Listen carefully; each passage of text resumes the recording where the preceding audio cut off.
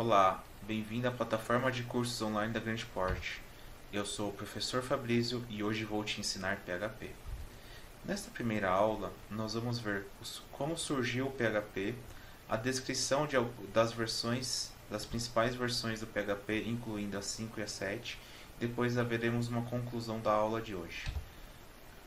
O criador do PHP chama-se Rasmus Lerdouf.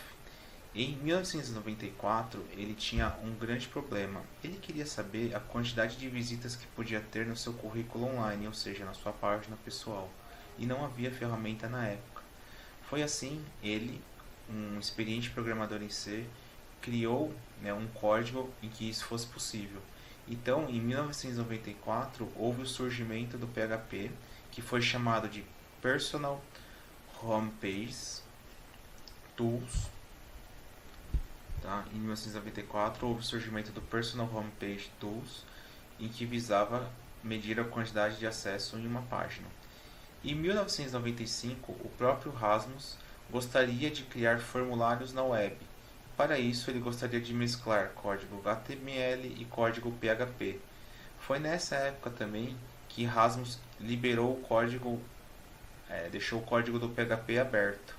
E com isso foi possível que outras pessoas da comunidade de programação vissem o projeto de PHP e começassem a colaborar nesse projeto.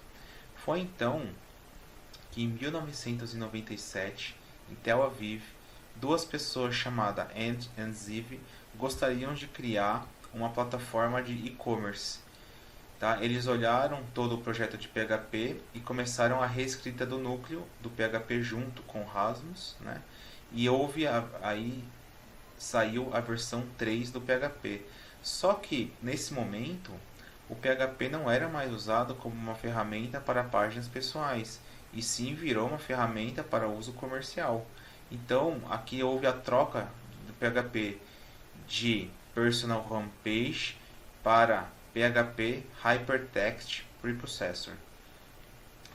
Então foi em 1997, graças a duas outras pessoas que estavam do outro lado do mundo e deram essa sugestão porque eles gostariam de criar uma ferramenta de e-commerce. Em 1998, Anne, Ziv e Rasmus também reescreveram o código do PHP para a versão 4, e uma das principais novidades do PHP 4 foi a melhoria de desempenho.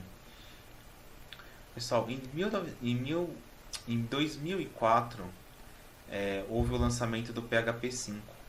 O PHP 5 foi uma das principais versões do PHP de salto de upgrades que ele ocorreu. Aqui a orientação objeto ela nasceu no PHP 3. Porém, foi no PHP 5 que ela se tornou possível, mais fácil de usar. As pessoas começaram a colocar padrões de projeto no PHP para que o PHP pudesse ser usado de forma profissional por desenvolvedores. Então, grandes novidades do PHP 5: padrões de projeto, melhorias na orientação objeto.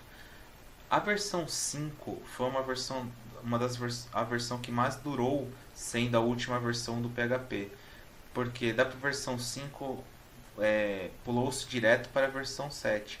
Mas vocês vão perguntar, mas por que houve esse pulo de versão? Porque a versão 6 ela veio para corrigir muitos dos problemas, porém houve um colapso no projeto, os projetos não estavam sincronizados, e com isso eles preferiram abandonar a versão 6 e fazer tudo certinho na versão 7. A versão 7 ela foi lançada em 2015 e é a última versão do PHP que nós conhecemos.